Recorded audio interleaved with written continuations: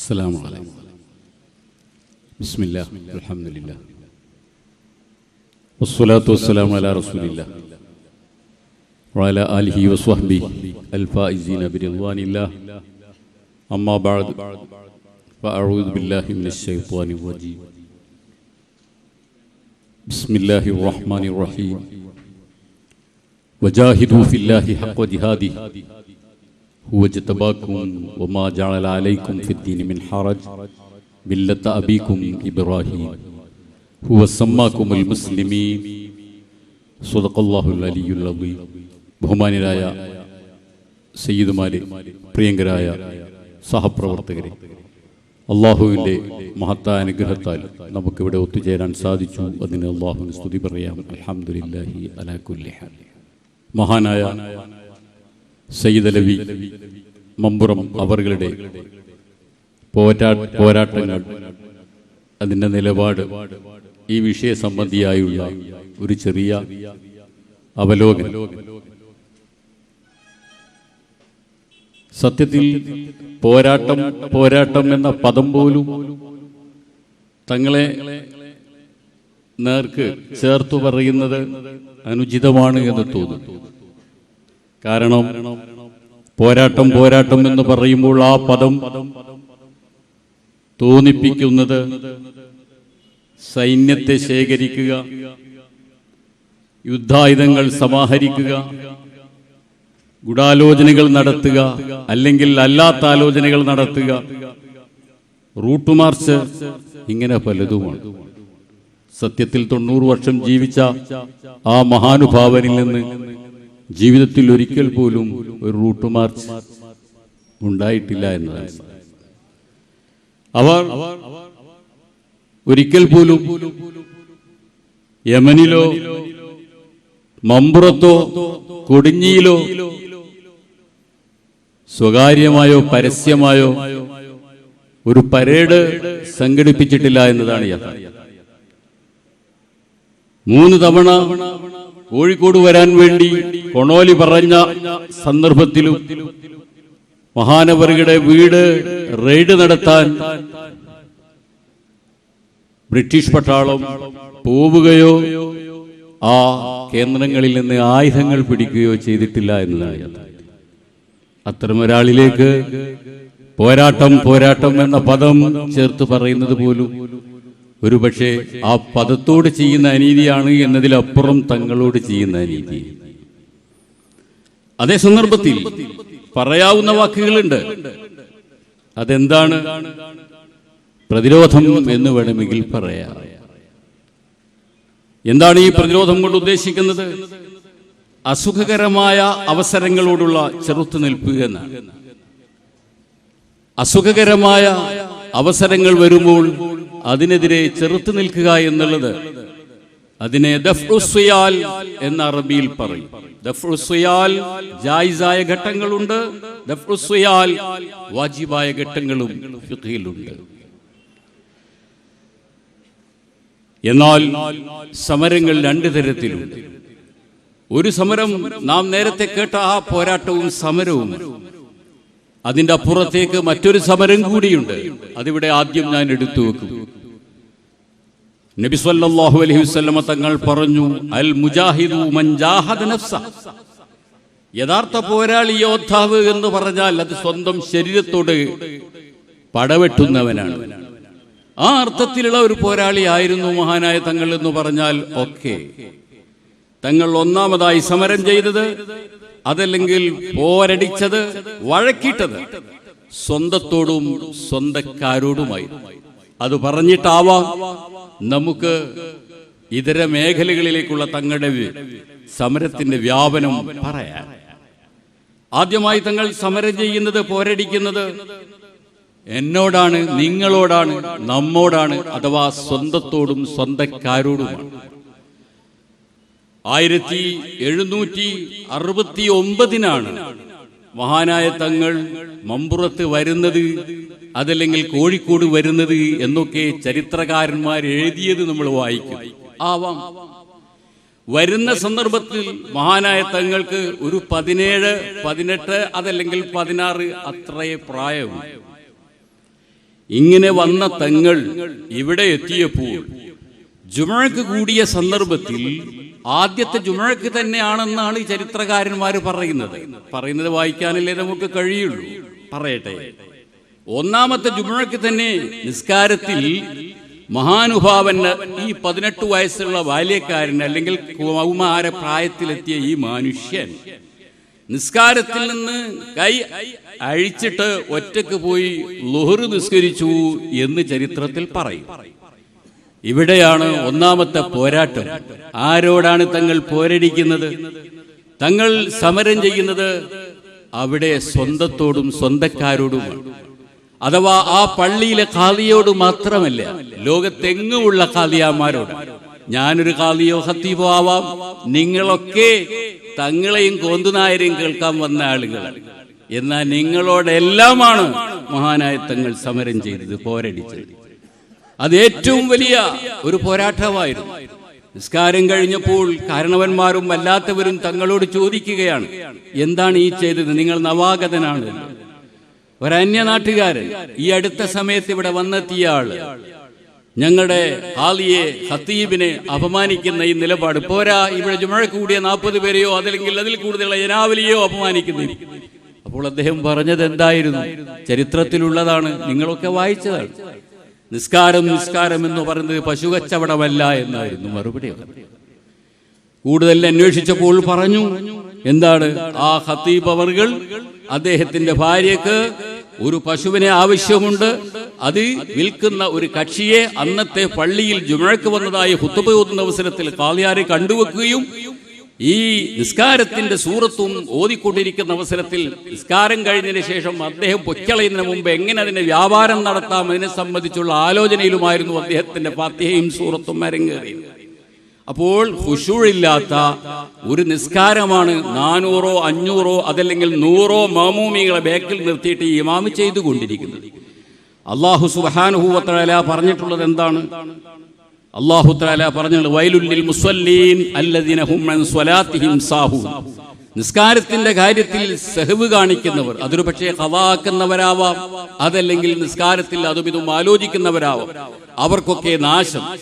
ഈ നിസ്കരിക്കുന്ന ഖത്തീബിന്റെ മനസ്സിലിരിക്കുന്നത് വായിക്കാൻ മഅ്മൂമായ തങ്ങൾക്ക് കഴിഞ്ഞുവെന്നും ഈ ഖുശൂഇല്ലാത്ത നിസ്കാരം അത് ഖുശൂഇ ശർത്താണ് എന്നതുകൊണ്ട് ജുമുഅ സഹീഹാവുല എന്നവരെ ചില പണ്ഡിതന്മാർ പറയുകയും ആ പറയുന്ന വിശ്വാസത്തിൽ തങ്ങൾ നിൽക്കുകയും ചെയ്താൽ ഫത്തഖുല്ലാഹ മസ്തതഅ്തും, തങ്ങൾക്ക് ആ ജമാഅത്തിൽ കൂടാൻ പറ്റില്ല. കൂടാൻ പറ്റാത്തത് കൊണ്ട് തങ്ങൾ മാറി നിന്ന് ഒറ്റയ്ക്ക് നിസ്കരിച്ചു. അതാണ് തങ്ങളെ സംബന്ധിച്ചിടത്തോളമുള്ള തസവ്വുഫ്, അതാണ് തങ്ങളെ സംബന്ധിച്ചുള്ള ശരി, മാക്സിമം ശരി അത് തന്നെയാണ്. ഇത് പറയലോട് കൂടെ തന്നെ എന്നെയും നിങ്ങളെയും പോലെ ഈ മിഹ്റാബിലേക്ക് കയറി നിൽക്കുന്ന 100,000 മുസ്ലിയാമാരോടാണ് തങ്ങൾ അവിടെ പോരടിക്കുന്നത്. കേൾക്കാൻ നമുക്ക് സുഖം ഉണ്ടാവില്ല, പക്ഷെ സമരമാണ്, പോരാട്ടമാണ്. രണ്ടാമതായി നബി ബഹുമാനപ്പെട്ട തങ്ങൾ സമരം ചെയ്തത് സ്വന്തം നഫ്സിനോടാണെന്ന് പറയാം. 1769 മഹാനവറുകൾ അവിടെ വന്നു എങ്കിൽ ഏകദേശം മഹാനവറുടെ കല്യാണം കഴിഞ്ഞ് ഒരു 2 3 കൊല്ലം കഴിയലോട് കൂടെ തന്നെ മഹാനവറുകളുടെ ഒരു കൊച്ചു കൂര ഉണ്ടായിട്ടുണ്ടാവണം. മരിക്കുന്നത് എപ്പോഴാണ്? 1844-ലാണ്. അഥവാ ഒരു മമ്പുറക്കാരൻ എന്ന നിലക്ക് ചുരുങ്ങിയത് 70 കൊല്ലത്തിനടുത്തെങ്കിലും ഒരു വീട്ടുകാരനായിട്ട് തങ്ങൾ മമ്പുറത്തുണ്ട്. ഈ 70ഓളം കൊല്ലം അവിടത്തെ ഒരു പൗരനായി നിന്നിട്ട് ആ കൊല്ലങ്ങൾക്കിടയിൽ ഏതെങ്കിലും ഒരു കൊല്ലം തന്റെ വീട് മറ്റൊരാൾ വന്ന് മേയേണ്ടതില്ലാത്ത വിധം ഒരു രമ്യഹർമ്മ്യമാക്കാൻ ആ മനുഷ്യൻ എന്തുകൊണ്ട് തോന്നിയില്ല? അൽ മുജാഹിദു മൻ ജാഹദ നഫ്സ. ആ മരിക്കുന്നത് വരെയുള്ള ഓരോ വർഷവും ചാക്കീർ അഹമ്മദ് കുട്ടിയുടെ ഫാദറും ഗ്രാൻഡ് ഫാദറും ഒക്കെയാണ് അത് കെട്ടിച്ചു കൊടുത്തിരുന്നത്. ശേഷം ചാക്കീർ അഹമ്മദ് കുട്ടിയാണ്. അയാൾ തങ്ങളുള്ളപ്പോൾ കെട്ടിച്ചു എന്നല്ല പറയുന്നത്, ഇന്നും ചാക്കീരിമാര് തന്നെയാണ്. ഞാൻ ചോദിക്കട്ടെ, നിങ്ങൾ ചെന്നിട്ടുണ്ടല്ലോ ഡൽഹിയിൽ, നിങ്ങൾ ചെന്നിട്ടുണ്ടല്ലോ നമ്മുടെ ഒരുപാട് നാട്ടുരാജാക്കന്മാർ വാണിട്ടുള്ള ഇടങ്ങളിൽ, അവിടങ്ങളിൽ എവിടെയെങ്കിലും നിങ്ങൾക്ക് പുരാണ കാലത്തുള്ള ഗേഹങ്ങൾ, പ്രധാനപ്പെട്ടവരുടെ ഗേഹങ്ങൾ, ആ ഗേഹങ്ങൾക്ക് മേൽഭാഗം ഓലമേഞ്ഞ് കെട്ടി നിൽക്കേണ്ട പരുവത്തിൽ മുഗൾ ചക്രവർത്തിമാരുടേതോ അതല്ലെങ്കിൽ മറ്റേതെങ്കിലും ചക്രവർത്തിമാരുടേതോ നിങ്ങൾ കാണുന്നുണ്ടോ? 60-70 വർഷക്കാലം ജനങ്ങളുടെ ഒന്നാന്തരം മഹദൂമായ ഈ വ്യക്തിത്വത്തിന് എന്തുകൊണ്ട് ഒരു നല്ല ഭവനം വെച്ചുകൂടായിരുന്നു? ആരാം വന്നിട്ട് ഓലട്ട് കൊടുക്കാൻ? അദ്ദേഹം സ്വന്തം ശരീരത്തോടായിരുന്നു പൊരുതിന്റെ. വേണ്ട, എനിക്ക് വേണ്ട, അങ്ങനെയുള്ള ആഡംബരങ്ങളൊന്നും വേണ്ട എന്ന് പറഞ്ഞുകൊണ്ട് അതിനോട് അദ്ദേഹം സമരം ചെയ്യുകയില്ല. മൂന്നാമത്തെ അദ്ദേഹത്തിന്റെ സമരം നോക്കൂ. ഇക്കഴിഞ്ഞ വെള്ളിയാഴ്ച രാവിലും നിങ്ങൾ ചെന്ന് നോക്കുകയാണെങ്കിൽ ആയിരക്കണക്കിൽ ആളുകൾ അവിടെ വന്ന് സ്വലാത്തിന് കൂടുന്നു. വർഷം എത്രയായി? 1844 വഫാത്തായിട്ടുള്ള ആ മനുഷ്യന്റെ ചാരത്തേക്കാണ് വണ്ടി നിർത്താൻ സ്ഥലമില്ലാതെ ജനം ഒഴുകുന്നത്. ചുമ്മാ വരുമോ? ഈ വരുന്നവന്മാർക്കെല്ലാം എന്തെങ്കിലുമൊക്കെ കാര്യങ്ങൾ തങ്ങൾ നടത്തിക്കൊടുത്തതിന്റെ അനന്തരഫലമാണ് ആ വരവ്, സംശയമില്ല. ഇങ്ങനെ മരണത്തിന്റെ ശേഷം ജീവിച്ചിരിക്കുന്നവർക്ക് ഒരുപാട് ഉപകാരങ്ങൾ ഭൗതികമായും പാരത്രികമായും ചെയ്യുന്ന ആ തങ്ങൾക്ക് എന്തുകൊണ്ട് സാധിച്ചില്ല? സുഹൃത്തുക്കളെ, മുഹമ്മദ് അബ്ദുറഹ്മാൻ സാഹിബ് എന്ന് പറയുന്ന കോൺഗ്രസ്സുകാരൻ നിരവധി വർഷം മുണ്ടുമാറ്റി പണിയെടുത്തിട്ട് ആ മഹാനായ തങ്ങളുടെ ഏതെങ്കിലും ഒരു പേരക്കുട്ടിക്ക് ഈ ഇന്ത്യ രാജ്യത്ത് സ്വതന്ത്രമായി ഒന്ന് കാൽ വെക്കാൻ സാധിച്ചില്ല. ആരാണ് അതിന്റെ പിറകിൽ പ്രവർത്തിച്ചിട്ടുള്ളത്? പോരാട്ടത്തെ കുറിച്ച് ചിന്തിക്കൂ. ഞാൻ പറയുന്നു, മഹാനായ സയ്യിദ് അലവി തങ്ങളാണ് പ്രവർത്തിച്ചിട്ടുള്ളത്. മഹാനായ റസൂലുള്ളാഹി സ്വല്ലല്ലാഹു അലൈഹി വസല്ലം തങ്ങൾ വഫാത്തായതിനു ശേഷം അനന്തരാവകാശം ഉണ്ടാകുമെന്ന ധാരണയിൽ ഫാത്തിമ ബീവി റളിയല്ലാഹു അൻഹാ അബൂബക്കർ സിദ്ദീഖ് എന്നവരുടെ അരികിൽ ചെന്നു. അപ്പോൾ അങ്ങ് വെച്ചു കൊടുത്തത് നഹ്നു മആശിറൽ അംബിയാ, ഞങ്ങൾ അമ്പിയാക്കന്മാരെന്ന് പറയുന്ന സമൂഹം. എന്താ ഞങ്ങളുടെ ക്രെഡിറ്റ്? എന്താണ് ഞങ്ങളുടെ സ്റ്റാൻഡ്? ലാ നരിസു വലാ നൂറസ്. ഈ ഹദീസ് അങ്ങ് വെച്ചു കൊടുത്തപ്പോൾ ഫാത്തിമ ബീവി റളിയല്ലാഹു അൻഹ പുറകോട്ട് പോവുകയുണ്ടായി. തങ്ങൾ എന്താണ് ചെയ്തു വെച്ചു പോയിട്ടുള്ളത്? എന്റെ മക്കൾ പേരക്കുട്ടികളെന്ന് മാത്രമല്ല, എന്റെ ഇടതും വലുതുമായി നിൽക്കുന്ന പാർശ്വവശങ്ങളാകുന്ന 4 വരെ സക്കാത്തിന്റെ ഒരു തുണ്ട് കൊടുക്കാൻ പാടില്ല. ആ വ്യവസ്ഥ അള്ളാഹു പഠിപ്പിച്ചത് പുറത്തു പറഞ്ഞിട്ടാണ്. ചുരുക്കി പറഞ്ഞാൽ, സ്വന്തം ശരീരത്തെ വിറ്റ് തിന്നുക, തന്നെ ഉപയോഗപ്പെടുത്തി ജീവിക്കേണ്ടി വരിക, അതിനെ ഉപജീവനമാർഗമാക്കുക വേണ്ട, പ്രസ്ഥാനം നിലനിന്നാൽ മതി. ഇതായിരുന്നു നബി തങ്ങളുടെ കാഴ്ചപ്പാട്. മക്കൾക്ക് വേണമെങ്കിൽ അവർ അധ്വാനിച്ചുണ്ടാക്കി തിന്നുകൊള്ളട്ടെ, മതത്തെ ഉപയോഗപ്പെടുത്തി തിന്നണ്ട. ഇത് മഹാനായ നബി സല്ലല്ലാഹു അലൈഹി വസല്ലം തങ്ങളുടെ സകാത്തിനെ നിരോധിക്കുന്നതിലും അമ്പിയാക്കന്മാർക്ക് അനന്തരാവകാശം അവരുടെ സ്വത്തെടുക്കാൻ പാടില്ലാത്ത നിയമം കൊണ്ടുവന്നതിന്റെയും പിറകിൽ ഈ ഒരു തത്വം നമുക്ക് കണ്ടെത്താൻ കഴിയുമെങ്കിൽ, മഹാനായ സയ്യിദ് അലവി തങ്ങൾ വഫാത്തായി കഴിയുന്നു. ആ വഫാത്താകുന്ന സന്ദർഭത്തിൽ മഹാനവറുകൾക്ക് തുച്ഛം ചില സ്വത്തുക്കളുണ്ട്. ഇനി മഹാൻ മരിച്ചതിന് ശേഷം ആ അക്കൗണ്ടിലായിട്ട് കോടിക്കോടികൾ ഇൻകം അവിടെ വരാൻ പോവുകയുമാണ്. എന്നാൽ അതിന് എന്നിലേക്ക് നെസബ ചേർത്തപ്പെടുന്ന ഒരു കുട്ടിയും അതിനെ വലിച്ച് തിന്നുന്നൊരു പരുവം വേണ്ട എന്നുള്ള ഒരു വിചാരം ഖബറിൽ കിടക്കുന്ന മഹാനായ തങ്ങൾക്കുണ്ടായതിന്റെ പേരിലാണ് ആ മഹാനായ സയ്യിദ് അവരുടെ ഓമനപുത്രൻ ഫള് തങ്ങൾ വഫാത്താകുന്നത്. വാപ്പ മരിച്ച് 50-ലേറെ കൊല്ലം കഴിഞ്ഞിട്ടാണ്. പിതാവ് മരണപ്പെടുന്നത് 1844-ലാണെങ്കിൽ ഫള് പൂക്കോത്തങ്ങൾ മരിക്കുന്നത് 1901-ലാണ്. 1901 ആ വർഷത്തിൽ വഫാത്താകുന്നത് വരേക്കും നിരന്തരം ഫള് തങ്ങൾ തന്നെ ശ്രമിച്ചിരുന്നു ഈ നാടിനോടുള്ള ഒരു സ്നേഹം കൊണ്ടൊന്ന് ഇവിടെ വരാൻ. ഫള് തങ്ങൾ ഭാരതീയനാണ്. മഹാനായ സയ്യിദ് അലവി തങ്ങൾ ഭാരതീയനല്ല. മഹാനായ സയ്യിദ് അലവി തങ്ങൾ യമനിയാണ്. ഈ രാജ്യത്ത് പിറന്നയാള് ഫള് തങ്ങളാണ്. സയ്യിദ് അലവി തങ്ങൾ അന്യനാട്ടുകാരനാണ്, വിദേശിയാണ് എങ്കിലും അദ്ദേഹം യമനിലേക്ക് ഒന്നും ഇവിടെ നിന്ന് കടത്തിയിട്ടില്ല. എന്തുകൊണ്ട്? ബ്രിട്ടീഷുകാർ 200 കൊല്ലം ഭരിച്ചിട്ടും ഈ കേരളക്കരയിൽ ബ്രിട്ടീഷിന് അനുകൂലമായ തരംഗങ്ങൾ ഉണ്ടായില്ല.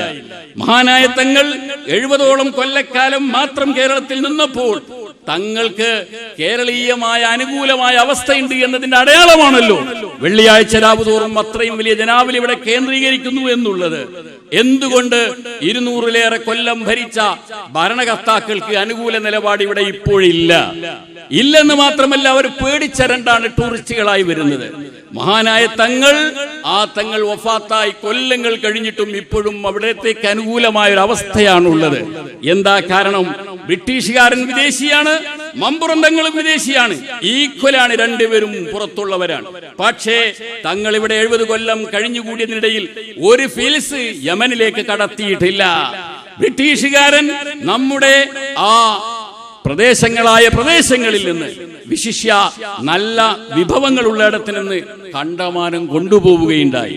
എന്തിനാണ് നിലമ്പൂർ സൈഡിലേക്കുള്ള ആ റെയിൽപാത എന്ന് ചോദിച്ചാൽ അതിന് മറുപടി പോലും ഏറ്റവും അമൂല്യമായ തേക്കുകൾ ബ്രിട്ടനിലെത്തിക്കുക എന്ന ഉദ്ദേശത്തോടു കൂടെയായിരുന്നു.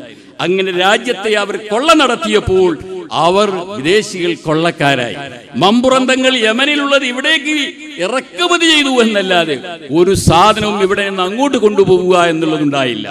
ആ മഹാനായ തങ്ങളുടെ മകൻ 1901 മരിക്കുന്നത് വരെയും സ്വന്തം രാജ്യമല്ലേ, ഉപ്പാന്റെ രാജ്യമല്ലെങ്കിലും എന്റെ രാജ്യമല്ലേ, ഓർമ്മയുണ്ടാകുമല്ലോ, ആഗ്രഹിച്ചു വന്നു. പക്ഷേ സമ്മതിച്ചില്ല, ബ്രിട്ടീഷുകാരൻ സമ്മതിച്ചില്ല. ഞാൻ പറയുന്നു, ബ്രിട്ടീഷുകാരൻ സമ്മതിച്ചില്ല എന്നത് ലാഹിരിയായ ഹുക്കുമാണ്. എന്നാൽ ഗർബല എന്ന് പറയുന്ന യുദ്ധത്തിന് ഒരു ഇലാഹ് സിരി ഉണ്ട് എന്ന് പറയുന്നത് പോലെ ഈ സംഭവത്തിന്റെ പിറകിലും ഒരു സിർ ഇലാഹി ഉണ്ട് എന്നുള്ളത് തന്നെയാണ് തങ്ങൾ കരുതുകയായിരുന്നു. എന്റെ മകൻ അവിടെ വന്നു കഴിഞ്ഞാൽ ഫള് തങ്ങളിലൂടെ ജനിക്കുന്ന എന്റെ പേരക്കുട്ടികൾ, എന്നിലേക്ക് തറവാടി ചേർക്കപ്പെടുന്നവർ, അവരൊക്കെയും തന്നെ മമ്പുറം മക്കാമിനെ ചുറ്റിപ്പറ്റി നിന്ന് അതിലൂടെയുള്ള വരുമാനം കൊണ്ട് ഒരു ആഹാരം കഴിക്കുന്ന ജീവികളായി ഞാനത് ഇഷ്ടപ്പെടുന്നില്ല. അങ്ങനെ വല്ല നേർച്ചകളും വരികയാണെങ്കിൽ അത് പൊതുവായി പൊയ്ക്കൊള്ളട്ടെ എന്നല്ലാതെ എന്റെ പിള്ളേര് കഠിനാധ്വാനം ചെയ്ത് തിന്നാൽ മതി എന്ന ഒരു ഉറച്ച തീരുമാനം തങ്ങൾക്കുണ്ടായതുകൊണ്ട് തന്നെയാവണം ഈ പേരക്കുട്ടികൾക്ക് ഇവിടേക്ക് വരാൻ കഴിയാതെ പോയത്. ഫള് തങ്ങൾക്ക് കഴിഞ്ഞില്ലെന്ന് മാത്രമല്ല, ഫള് തങ്ങളുടെ ശേഷം നമ്മുടെ മുഹമ്മദ് അബ്ദുറഹിമാൻ സാഹിബ് പോലെയുള്ള ആളുകൾ കമ്മിറ്റി രൂപീകരിച്ച് ഏതെങ്കിലും ഒരു കുട്ടിയെങ്കിലും ഇവിടെ ഇറക്കണമെന്ന് വിചാരിച്ചു. അവസാനം സയ്യിദ് അലി എന്ന പേരിലുള്ള ഒരു തങ്ങളെ മദ്രാസിൽ ഇറക്കി ബ്രിട്ടീഷുകാരൻ അറിയാതെ നമ്മുടെ പരപ്പനങ്ങാടിയിൽ കൊണ്ടുവന്നു. പരപ്പനാടിയിൽ കൊണ്ടുവന്നതിന് ശേഷം പുറത്തു കിടക്കാൻ സമ്മതിക്കാത്തതിന്റെ പേരിൽ ഫ്രഞ്ചുകാരൻ ഭരിക്കുന്ന മാഹിയിൽ കൊണ്ടുപോയി ദിവസങ്ങളോളം അവിടെ കുടിയിരുത്തി. അതിനുശേഷവും ബ്രിട്ടീഷുകാരൻ പുറത്തിറങ്ങാൻ സമ്മതിക്കാത്തതിന്റെ പേരിൽ വന്ന വഴിയെ കടൽ വഴി തിരിച്ചു പോവേണ്ടി വന്നു. എന്തായിരിക്കാം അതിന്റെ എല്ലാം പിറകിൽ പ്രവർത്തിച്ചത്? പരക്കെ പൊതുവെ നമ്മൾ പറഞ്ഞേ അന്വേഷിക്കാം, ബ്രിട്ടീഷുകാരനാണ് ആ പണിയെടുത്തത്. അത് ലാഹിർ ഹുക്കുമാണ്, ബാത്തില് വേണ്ട. ഇതാകുന്നു സുഹൃത്തുക്കളെ ഞാൻ പറഞ്ഞ സമരം എന്ന് പറഞ്ഞത്, പോരാട്ടം എന്ന് പറഞ്ഞത്. ഒന്നാമതായി സ്വന്തം ശരീരത്തോട് യാതൊരു താല്പര്യവും ഇല്ലാതിരിക്കുക. തന്റെ മക്കൾക്ക്, തന്റെ ഭാവിയുള്ളവർക്ക് അവരുടെ ഉപജീവനം എന്ന് പറഞ്ഞത് ഇസ്ലാമിന്റെ അക്കൗണ്ടിൽ, മതത്തിന്റെ അക്കൗണ്ടിൽ, ഇതുപോലെയുള്ള കർമ്മങ്ങളുടെ അക്കൗണ്ടിൽ വേണ്ട, അധ്വാനിച്ചുണ്ടാക്കിയ ക്യാഷ് മതി എന്നുള്ള നിർബന്ധ ബുദ്ധി, അതാണ് ഏറ്റവും വലിയ ജിഹാദ് എന്ന് പറയുന്നത്. ഈ എല്ലാ ജിഹാദിലും മഹാനായ തങ്ങൾ വിജയിച്ചിട്ടുണ്ടായിരുന്നു. അത് കഴിഞ്ഞതിന് ശേഷം ഇനി നമുക്ക് പുറത്തോട്ട് കടക്കാവുന്നതാണ്. എന്താണ് ഇവിടെ പറഞ്ഞിട്ടുണ്ടായിരുന്ന സമരങ്ങൾ, നിങ്ങൾ ആഗ്രഹിച്ചു കൊണ്ടിരിക്കുന്ന സമരങ്ങൾ, അതിവിടെ നടന്നിട്ടുള്ള, രാജ്യത്ത് നടന്നിട്ടുള്ള സമരങ്ങളാണ്. അതിനെക്കുറിച്ചും വളരെ ഗൗരവമായി തന്നെ നമുക്ക് ആലോചിക്കേണ്ടതുണ്ട്. ഒരു സൂഫി വര്യൻ, ഒരു മഹാ വ്യക്തിത്വം എന്നതിന്റെ പുറമെ മഹാനായ തങ്ങൾക്ക് പരന്ന അറിവുമുണ്ടായിരുന്നു. മഹാനായ തങ്ങൾ എഴുതിയതാണ് എന്ന പേരിൽ അറിയപ്പെടുന്ന അസ്സൈഫുൽ ബത്താർ എന്ന് പറയുന്ന അറബിയിലുള്ള ഫത്വ സമാഹാരം പരിശോധിച്ചാൽ മഹാനായ ശൈഖ് സയ്യിദ് അവർക്ക് തുഫ, നിഹായ, മുഗ്നി, ഇബ്നു ഹജർ എന്നിവരുടെയും മുഹമ്മദ് റംലി തുടങ്ങിയ എല്ലാ മഹാരഥന്മാരുടെയും ആ ഫിഖഹിന്റെ കിതാബുകളിൽ അവഗാഹ പഠനം കഴിച്ചിട്ടുള്ള ഒരാളായിരുന്നു എന്ന് മനസ്സിലാക്കാൻ സാധ്യമാകുന്നതാണ്. സോവിയറ്റ് റഷ്യ വരുന്നതിന് മുമ്പ് റഷ്യയുടെ വരവ് എന്തായിരിക്കുമെന്ന് മാത്രമല്ല, സോവിയറ്റ് റഷ്യയിൽ താമസിക്കുന്ന ജനങ്ങളുടെ ജീനോം കോഡ്, ആ ജീനോം കോഡ് വരെ ആ 1800കളിൽ പറയാൻ ആ വ്യക്തിത്വത്തിന് കഴിഞ്ഞുവെങ്കിൽ അവർക്ക് ഒരേ അവസരത്തിൽ അൻസാബ് സംബന്ധിയായ നോളജ് കൂടി ഉണ്ടായിരുന്നു എന്ന് നാം മനസ്സിലാക്കേണ്ടതുണ്ട്. ആ ഫറോവ എന്ന് പറയുന്ന വ്യക്തിത്വത്തെ കടലിലിട്ടുകൊണ്ട് റെഡ് സീൽ വെച്ചുകൊണ്ട് മുക്കിക്കൊള്ളുന്ന സന്ദർഭത്തിൽ ഓടി രക്ഷപ്പെട്ടുള്ള കുറെ ആളുകൾ ഉണ്ടായിരുന്നു. അവന്മാരുടെ പൈതൃകമാണ് സോവിയറ്റ് റഷ്യയിൽ മോസ്കോവിൽ നിന്നുള്ള ആളുകളെന്ന് 1840കളിൽ പറഞ്ഞ മഹാനായ നമ്മുടെ ശൈഖ് അവർകൾ, ഉസ്താദ് അവർകൾ, വലിയവർകൾ. അപ്പോൾ നാം എന്താ മനസ്സിലാക്കുന്നത്? അത്രയേറെ അവഗാഹ പഠനമുള്ള ആ വ്യക്തിത്വം ഒരേ അവസരത്തിലും നിഹായിലേക്കും മുഗ്നിയിലേക്കും മാത്രമല്ല നോക്കുന്നത്, അദ്ദേഹം വേൾഡ് പൊളിറ്റിക്സിലേക്ക് കൂടി നോക്കുന്നുണ്ടായിരുന്നു. അങ്ങനെ നോക്കി കാണുന്ന ഒരാളെ സംബന്ധിച്ചിടത്തോളം നിങ്ങൾ മനസ്സിലാക്കുക, മാന്യ സഹോദരന്മാരെ, ലോകതലത്തിൽ അന്ന് നടന്നുകൊണ്ടിരിക്കുന്ന മുഴുവൻ തരംഗങ്ങളും അന്ന് അദ്ദേഹത്തിന്റെ ആ ശ്രദ്ധയിൽ പതിയുന്നുണ്ടായിരുന്നു. ലോകതലത്തിൽ നടന്നുകൊണ്ടിരിക്കുന്ന പ്രധാനപ്പെട്ട ഒരു സംഭവം എന്താണെന്ന് ചോദിച്ചാൽ, ഒട്ടോമൻ തുർക്കികൾ എന്ന പേരിൽ അറിയപ്പെടുന്ന ഉസ്മാനിയ തുർക്കികളെ ലോകത്തിന് നിഷ്കാസനം ചെയ്യുന്നതിന് വേണ്ടി സൈക്യകക്ഷികൾ എന്ന പേരിൽ യൂണിയൻ ഉരുണ്ടുകൂടുന്നതാണ് പുറം ലോകത്ത് നടക്കുന്നത് എങ്കിൽ, നമ്മുടെ ഇന്ത്യ രാജ്യത്ത് നടക്കുന്നത് 1799 മഹാനായ ടിപ്പു സുൽത്താനെ ബ്രിട്ടീഷുകാര് വധിക്കുക എന്നുള്ള സംഭവമാണ്. 1799 മൈസൂരിൽ വെച്ചുകൊണ്ട് ടിപ്പു സുൽത്താനെ ബ്രിട്ടീഷുകാർ വെടിവെച്ചു കൊല്ലുന്ന സന്ദർഭത്തിൽ മമ്പുറന്തങ്ങൾ ഇടനെഞ്ച് വിറച്ചുകൊണ്ട് ഈ മമ്പുറത്ത് നിൽക്കുന്നുണ്ടായിരുന്നു, രംഗം കണ്ടുകൊണ്ടിരിക്കുകയായിരുന്നു. 1799 മുമ്പ് 1792 ഈ മലബാറിൽ പെണ്ണുങ്ങൾക്ക് മാറുമറച്ച് നടക്കാനുള്ള അവകാശം സ്ഥാപിച്ചുകൊണ്ട് ഫറോക്ക് എന്ന് പറയുന്ന സ്ഥലത്ത് തന്റേതായ ക്യാപിറ്റൽ പണിത് 1792 മുമ്പുള്ള വർഷങ്ങളിൽ മഹാനായ ടിപ്പു സുൽത്താൻ സ്ത്രീകൾക്ക് പൗരാവകാശം കൊടുത്തിട്ടുണ്ടായിരുന്നു. സുൽത്താൻ തോട് എന്ന പേരിൽ ഒരു തോട് നമ്മുടെ മാട്ടൂൽ പ്രദേശത്ത് സ്ഥാപിച്ചിട്ടുണ്ടായിരുന്നു. നമ്മുടെ മഞ്ചേരി മുതൽക്ക് പാലക്കാട് വരെ നീണ്ടു നിൽക്കുന്ന സ്ഥലത്ത് അദ്ദേഹം റോഡ് വെട്ടിയിട്ടുണ്ടായിരുന്നു. റോഡ് വെട്ടുക മാത്രമല്ല, റോഡിന്റെ ഇരു സൈഡുകളിലും മരം വെച്ച് പിടിപ്പിച്ചിട്ടുണ്ടായിരുന്നു. ചാവക്കാട് പ്രദേശത്ത് അദ്ദേഹം സുൽത്താൻ എന്ന പേരിലായും കൊണ്ട് അവിടെ ജനങ്ങൾക്ക് സൗകര്യമായ വികസന പ്രവർത്തനങ്ങൾ നടത്തിയിട്ടുണ്ടായിരുന്നു. ബത്തേരി സുൽത്താൻ ബത്തേരി എന്ന് പേര് വരത്തക്ക വിധത്തിൽ നാഗരികത വളർത്തിയിട്ടുണ്ടായിരുന്നു. ഈ നിലയ്ക്ക് സുഖസുന്ദരമായി നല്ല പ്രവർത്തനങ്ങൾ കാഴ്ചവെച്ചുകൊണ്ടിരിക്കുമ്പോഴാണ് 1792 ബ്രിട്ടീഷുകാരൻ മഹാനായ ടിപ്പു സുൽത്താന്റെ കയ്യിൽ നിന്ന് മലബാർ തട്ടിപ്പറിക്കുന്നത്. ആ ടിപ്പു സുൽത്താൻ തിരിച്ചു പോകുന്ന സന്ദർഭത്തിൽ മലബാറിന്റെ ഏരിയകൾ നോക്കി നടത്തുന്നതിന് വേണ്ടി ചുമതലപ്പെടുത്തിയ മഹൽ വ്യക്തിത്വങ്ങളുണ്ട്. ആ മഹൽ വ്യക്തിത്വങ്ങളെ ഒന്നിന് പിറകെ മറ്റൊന്നായി കൊന്നുകൊണ്ടാണ് 1792 ഈ ബ്രിട്ടീഷുകാർ മലബാർ കൈയടക്കുന്നത്. ഇതും മമ്പുറത്തിരുന്നു കൊണ്ട് തങ്ങൾ നോക്കിക്കാണുകയായിരുന്നു. ആലോചിച്ച് നോക്കുക, എന്താണ് ടിപ്പു സുൽത്താൻ ചെയ്തിരുന്നെന്നറിയാമോ? സ്ത്രീകൾക്ക് മാറുമറച്ച് നടക്കാനുള്ള അവകാശം ഉണ്ടാക്കി കൊടുക്കുകയായിരുന്നു. മാറുമറക്കൽ പ്രസ്ഥാനം എന്ന് പറയുന്ന പ്രസ്ഥാനം ടിപ്പു തുടങ്ങിയപ്പോൾ അത് ഏറ്റുപിടിക്കാൻ അങ്ങകലെ തിരുവിതാംകൂർ ഭാഗത്ത് എമ്പാടും പ്രസ്ഥാനക്കാരുണ്ടാവുകയുണ്ടായി.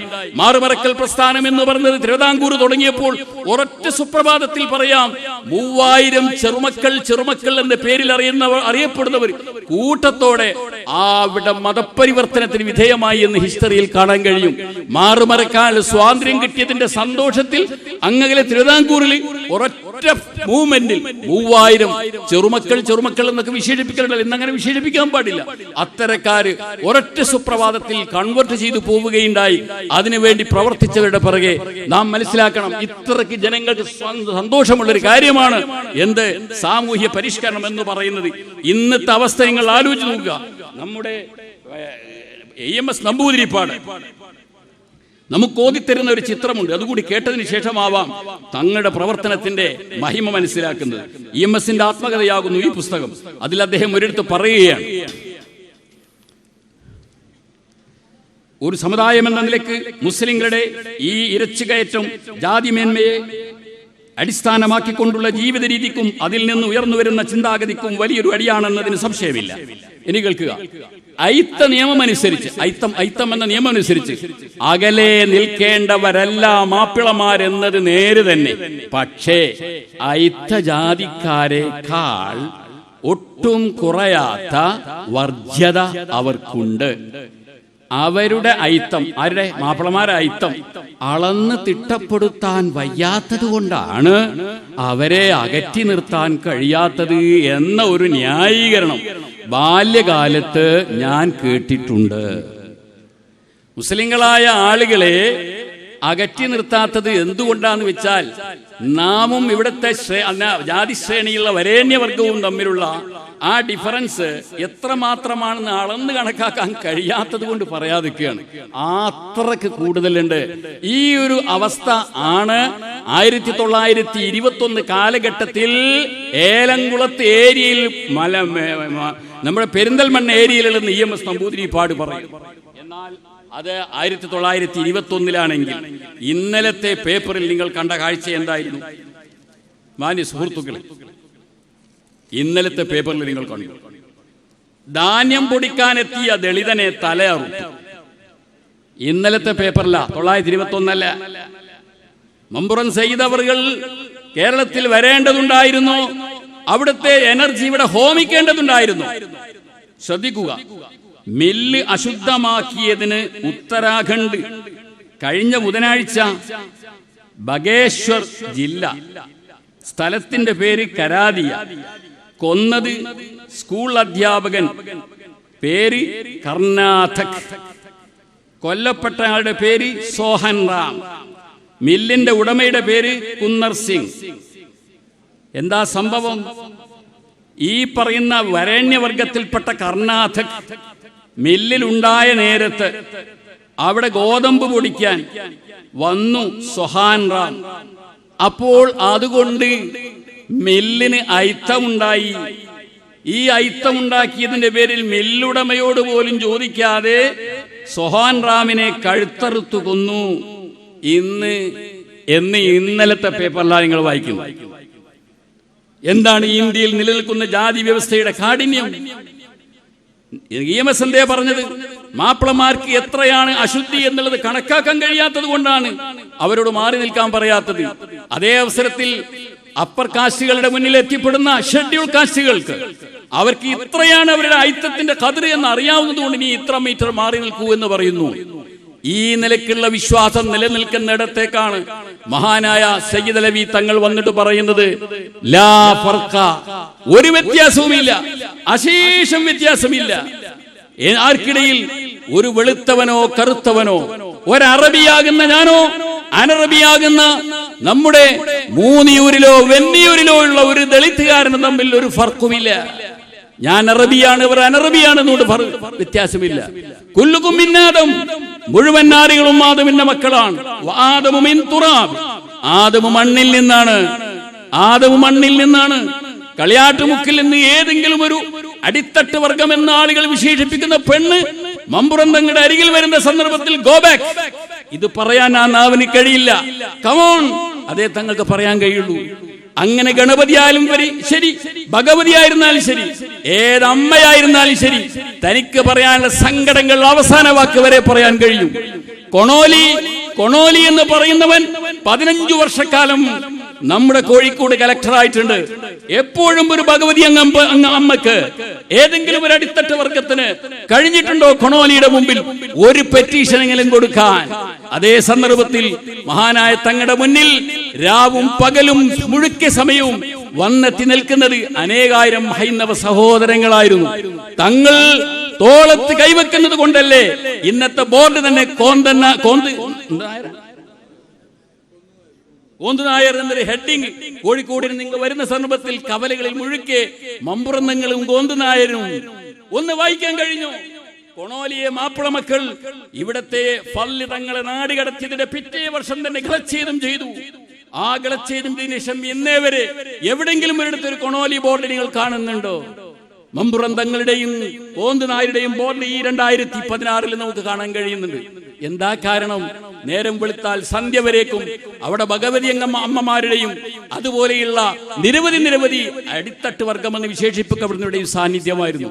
ഇങ്ങനെ ഈ EMS നമ്പൂതിരിപ്പാട് പറഞ്ഞത് ഇന്നലെ ജാർഖണ്ഡിൽ നടന്നു എന്ന് പറയുന്നത്, ഉത്തരാഖണ്ഡിൽ നടന്നു എന്ന് പറയുന്നത്, അങ്ങനെയുള്ള ആ ഒരു തിന്മകളെ അടിച്ചമർത്തുന്നതിന് വേണ്ടി ഇറങ്ങി പ്രവർത്തിച്ചു എന്നതിന്റെ പേരിൽ മാത്രമാണ് മഹാനായ തങ്ങളെ 3 പ്രാവശ്യം കോഴിക്കോട്ട് കൊണോലി വിളിച്ചു വരുത്തുക എന്നതുണ്ടായത്.